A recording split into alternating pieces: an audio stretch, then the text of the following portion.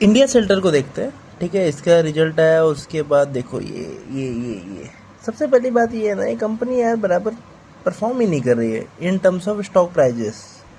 ठीक है, अगर 5 साल का भी अपन देखें तो 550 से आज वही रेंज में पड़ी हुई है।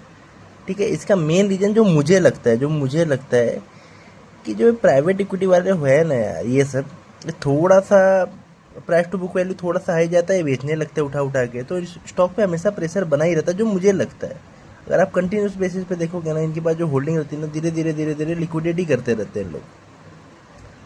अल्टीमेटली ये होल्डिंग कहीं ना कहीं दूसरी जगह जाती है, लेकिन मेन बात ये है कि जब स्टॉक पे प्रेशर बना रहता है ना, अगर आप समझो कि उनको थोड़ा सा अच्छा पीबी मिला, वो सेल करेंगे, फिर स्टॉक नीचे आएगा, फिर पीबी ऊपर मतलब फिर स्टॉक प्राइस ऊपर आया, प्राइस टू बुक वैल्यू बढ़ा, फिर वो सेल करेंगे। तो स्टॉक में मेरे ख्याल से इसी की वजह से प्रेशर हमेशा बना रहता है। ये कुछ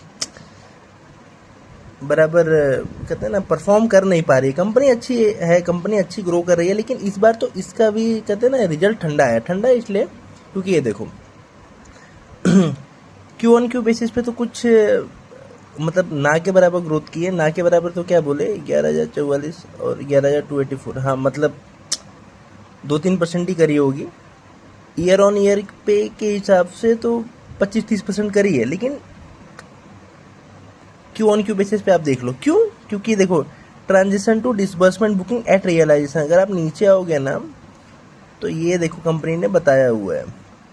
इसका मतलब क्या होता है, आप सिंपल से समझो। जैसे मान लो पहले ये क्या करते थे, पहले मान लो 30 जून है, 30 जून को किसी को 10 लाख का चेक दिया दिया मतलब बोरोवर को 10 लाख का चेक दिया। क्यों दिया?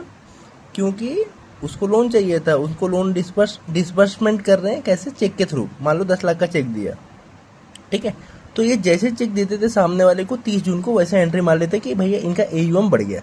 लेकिन अभी क्या अकाउंटिंग फॉलो कर रहे हैं, वो चेक इसके पास आया, बोरोवर के पास आया, जब तक वो चेक को कहते हैं कैश इन ना करा ले, जब तक वो चेक का पैसा उसके अकाउंट में ना आ जाए, तब तक ये लोन बुक मतलब अपना एयूएम नहीं दिखा रहे उसको।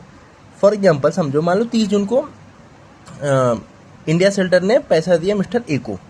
मिस्टर ए ने बैंक में गए 2 तारीख को, और 3 तारीख को उसके बैंक अकाउंट में क्रेडिट हो गया। 3 जुलाई की मैं बात कर रहा हूँ, ठीक है। 30 जून को इंडिया सेल्टर ने चेक दिया, और 3 जुलाई को उनके अकाउंट में आ गया।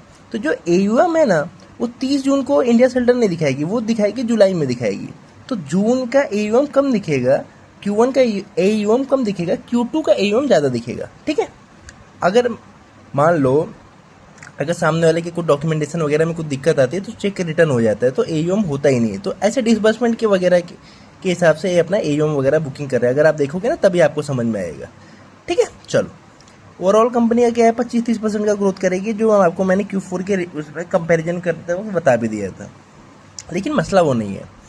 मसला क्या है ना, आप ये देखो, जीएनपीए नंबर देखो, एनएनपीए नंबर देखो, और इसको तो आप क्यू ऑन क्यू पे कंपेयर करोगे, ठीक है। फिनेंशियल है, फिनेंशियल में आपको बहुत कहते हैं ना चौकन्ना रहना पड़ता है, तलवार लेके चलनी पड़ती है। 1.2% से 1.5 हो गया, 0.9% से 1.2% हो गया। तो जीएनपीए नंबर वगैरह बढ़ गया, और लोन बुक का ग्रोथ कुछ खास आया नहीं। आया क्यों नहीं, वो तो मैं आपको रीजन बता दिया। लेकिन वो तो कुछ भी हो, रीजन से क्या फ़र्क पड़ता है। रीजन आप कहते हैं ना, रीजन कुछ भी हो, बेस कुछ भी हो, उससे फ़र्क नहीं पड़ता। क्या क्या फ़र्क पड़ता है, ग्रोथ कितना आया और क्या क्या दिक्कतें हैं, ठीक है। अभी कौन कॉल तो अभी इसका नहीं आया, अभी रिकॉर्डिंग आ गया, तो ट्रांसक्रिप्ट आएगा, तो रिकॉर्डिंग आएगा तब सुनने वाली बात है कि मैनेजमेंट इसके बारे में क्या बोलती है, एसेट क्वालिटी के बारे में क्या बोलते हो। मैंने आपको फिनेंशियल में क्या बताया है, एसेट क्वालिटी को मेंटेन या तो इम्प्रूव, अगर इम्प्रूव नहीं हो पाए तो मेंटेन करते हुए आप एयूएम को ग्रोथ कर रहे हो, ठीक है।